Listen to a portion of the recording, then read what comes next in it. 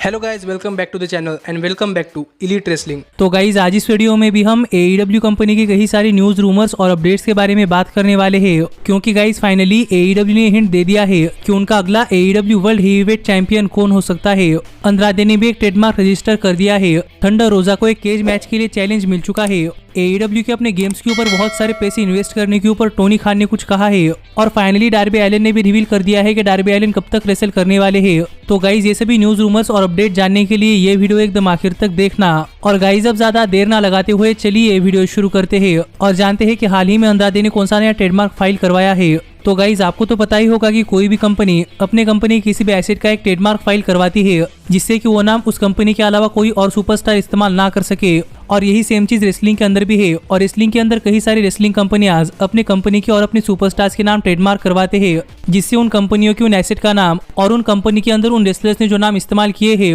वो नाम उस कंपनी के अलावा बाहर कोई इस्तेमाल ना कर सके। और इससे पहले अंद्रादे WWE कंपनी के लिए काम करते थे, इसीलिए WWE कंपनी के अंदर अंद्रादे का नाम अंद्रादे सियन एल्मस था, जो नाम तो WWE ने ट्रेडमार्क कर दिया था। लेकिन देखा जाए तो इसके बाद WWE ने अंद्रादे को अंद्रादे सियन एल्मस बुलाने के बजाय वो अंद्रादे को सिंपली अंद्रादे बुलाते थे। पर देखा जाए तो WWE अंद्रादे नाम का ट्रेडमार्क नहीं करवा सकती थी, क्योंकि अंद्रादे सियन एल्मस का ओरिजिनल नाम है और किसी भी आदमी का कोई ओरिजिनल नाम कोई और ट्रेडमार्क नहीं करवा सकता। इसीलिए ही अंद्रादे के पास उनके खुद के नाम अंद्रादे का ट्रेडमार्क है और वो WWE कंपनी के बाहर भी अपना अंद्रादे नाम इस्तेमाल कर सकते हैं। पर AEW कंपनी में आने के बाद अंद्रादे ने अपना नाम अंद्रादे एल इडोलो रखा है और अब अंद्रादे ने इसी नाम का एक ट्रेडमार्क भी करवा लिया है, जो ट्रेडमार्क अब AEW और अंद्रादे ये दोनों मिलकर ओन करते हैं। और अंद्रादे एल इडोलो का अपना नाम ट्रेडमार्क करने की वजह से यहाँ पर एक काफी इंटरेस्टिंग सिनेरियो बन चुका है और वो ये है कि अब अंद्रादे एल इडोलो नाम AEW कंपनी ओन करती है, अंद्रादे सियन एल्मस नाम WWE ओन करती है और सिर्फ अंद्रादे नाम अंद्रादे ओन करते हैं, जो देखा जाए तो काफी ट्रिकी सिचुएशन है।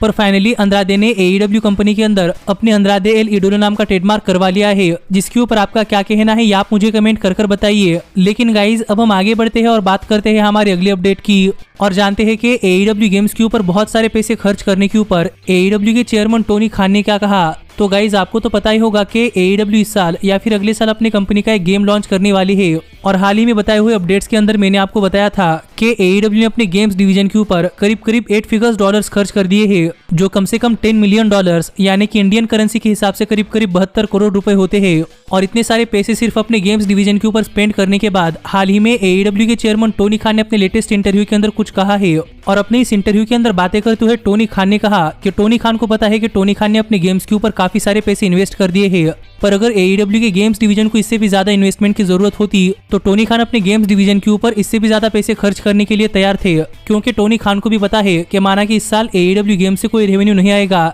पर वो ये भी जानते हैं कि जब AEW गेम लॉन्च होगा तब ये एक बहुत ही बढ़िया रेसलिंग गेम होने वाला है और टोनी खान को पता है कि इससे उन्हें बहुत ज्यादा प्रॉफिट होने वाला है, जो बातें हाल ही में टोनी खान ने अपने लेटेस्ट इंटरव्यू के अंदर कही है, जिससे हम समझ सकते हैं कि टोनी खान अपने गेम्स डिवीजन के ऊपर काफी ज्यादा कॉन्फिडेंट है और टोनी खान को लगता है कि उन्हें अपने गेम्स डिवीजन से काफी ज्यादा फायदा होने वाला है। तो देखना पड़ेगा कि अब अपने गेम्स के ऊपर करीब 8 फिगर डॉलर्स खर्च करने के बाद अब AEW का वीडियो गेम कैसा होता है और उनके वीडियो गेम से AEW को कितना ज्यादा फायदा होता है। पर आप मुझे कमेंट कर बताइए कि AEW गेम्स का गेम प्ले देखने के बाद और AEW की इतनी बड़ी इन्वेस्टमेंट सुनने के बाद आपको क्या लगता है कि AEW के गेम्स कैसे होंगे। लेकिन गाइज अब हम आगे बढ़ते हैं और बात करते हैं हमारे अगले अपडेट की और जानते हैं कि किसने थंडर रोजा को एक केज मैच के लिए चैलेंज किया है। तो गाइज अगर आपने हमारा इस वीक का AEW के डायनामाइट शो का रिव्यू वीडियो देखा होगा तो आपको पता होगा कि इस वीक के AEW के डायनामाइट शो के ऊपर हमें वार्डलो और जैक हेगर के बीच में एक केज मैच देखने को मिला था, जो देखा जाए तो एक MMA फाइट ही थी और ये फाइट एक रेसलिंग शो के अंदर हुई थी, इसीलिए सबको पता है कि गाइज इसका रिजल्ट पहले से ही फिक्स था।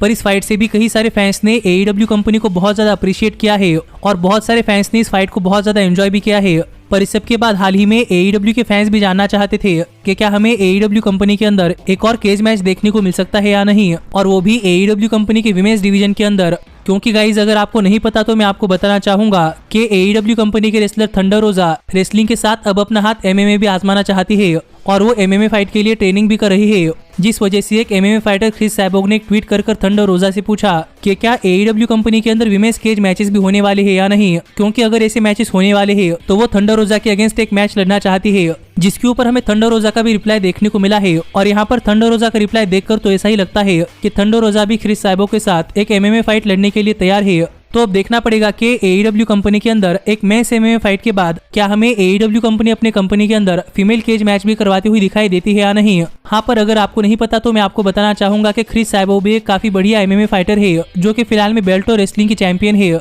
और अगर क्रिस साइबोग और थंडर रोजा का मैच होता है तो देखना पड़ेगा कि ये मैच कैसा होगा और क्या थंडर रोजा अपना ये मैच जीतेगी या नहीं। लेकिन गाइज अब हम आगे बढ़ते हैं और बात करते हैं हमारी अगली अपडेट की और जानते हैं कि डार्बी एलिन ने अपने AEW करियर के बारे में क्या कहा कि उनका AEW करियर कितना लंबा होने वाला है। तो गाइज आपको तो पता ही होगा कि कई सारे रेसलर्स रेसलिंग की ट्रेनिंग लेना काफी जल्दी शुरू करते हैं और देखा जाए तो केनी ओमेगा ने तो अपनी 15 साल की उम्र में ही रेसलिंग की ट्रेनिंग लेना शुरू कर दिया था, जो देखा जाए तो काफी अर्ली एज होती है। लेकिन इसके बाद भी कई सारे रेसलर्स काफी देर तक रेसल करते रहते हैं, जिसका एग्जांपल आप स्टिंग ले सकते हैं क्योंकि स्टिंग अब अपने 62 साल की उम्र में भी रेसल कर रहे हैं, जो देखा जाए तो काफी इंप्रेसिव बात है। लेकिन इसी को लेकर हाल ही में डार्बी एलिन के इंटरव्यू के अंदर डार्बी एलिन से एक सवाल पूछा गया कि डार्बी एलिन अपना रेसलिंग करियर कब तक कंटिन्यू करना चाहते हैं और इस सवाल का जवाब देते हुए डार्बी एलिन ने कहा कि डार्बी एलिन ऐसे रेसलर नहीं है जो कि अपनी बेस्ट परफॉर्मेंस ना देकर अपना रेसलिंग करियर और भी लंबा करना चाहते हैं। डार्बी एलिन तो ऐसे रेसलर है जो कि हर समय अपना बेस्ट देकर रेसलिंग इंडस्ट्री के अंदर अपना बहुत ही बढ़िया परफॉर्मेंस देना चाहते हैं और हर बार ही अपना बेस्ट परफॉर्मेंस देते हुए डार्बी एलिन को कोई इंजरी हो जाए और डार्बी एलिन का रेसलिंग करियर वही के वही खत्म हो जाए तो भी डार्बी एलिन को इसका कोई रिग्रेट नहीं रहेगा,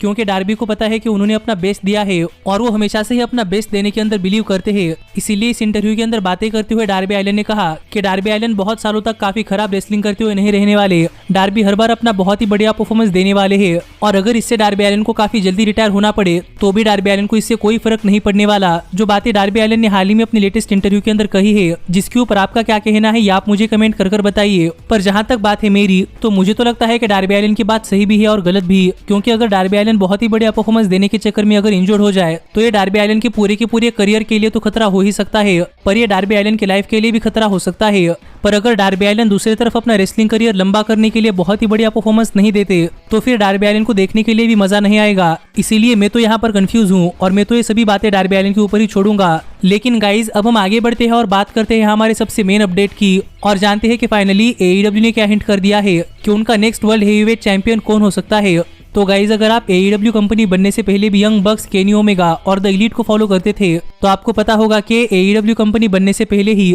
यंग बक्स और केनी ओमेगा मिलकर अपने सोशल मीडिया हैंडल्स के ऊपर एक सीरीज चलाते हैं जिसका के नाम है बीइंग द एलीट। जो सीरीज शुरुआत में तो एक व्लॉग टाइप थी, लेकिन अब देखा जाए तो सीरीज के अंदर काफी सारे नई स्टोरी लाइन्स भी बनती है और हमें उनमें से ही कुछ स्टोरी लाइन्स AEW कंपनी के अंदर कंटिन्यू होती हुई दिखाई देती है, जिससे आप समझ ही सकते हैं कि यंग बक्स की बीइंग द एलीट सीरीज कुछ हद तक AEW के स्टोरी लाइन्स को भी इन्फ्लुएंस करती है। और अगर आपने हाल ही में हुआ बीइंग द एलीट का लेटेस्ट एपिसोड देखा है तो आपको पता होगा कि गाइस हाल ही में हुए बीइंग द एलीट के लेटेस्ट एपिसोड के अंदर Adam hangman page dark order के साथ मिलकर मजे कर रहे थे, लेकिन तभी यहाँ पर डार्क ऑर्डर के नंबर 10 एक ड्रग लेकर आ गए। जो ड्रग डार्क ऑर्डर के नंबर 10 ने एक्सीडेंटली डार्क ऑर्डर के सभी मेंबर्स के ऊपर फेंक दिया, जिसके बाद यहाँ पर डार्क ऑर्डर का हर एक मेंबर एक सपने के अंदर चला गया और यहाँ पर हमने एडम हैंगमैन पेज के सपने के अंदर देखा कि एविल उनो एडम हैंगमैन पेज को कोई बैग देते हैं जिसके अंदर क्या है ये तो हमें अब तक नहीं पता। पर इसके बाद हमने देखा कि डार्क ऑर्डर के सभी मेंबर्स मिलकर एडम हैंगमैन पेज को AEW की वर्ल्ड हेवीवेट चैंपियनशिप प्रेजेंट देते हैं, जो यहाँ पर इस शो के हिसाब से एडम हैंगमैन पेज का ड्रीम है और ये है तो एक शो ही, लेकिन हमने पहले भी देखा है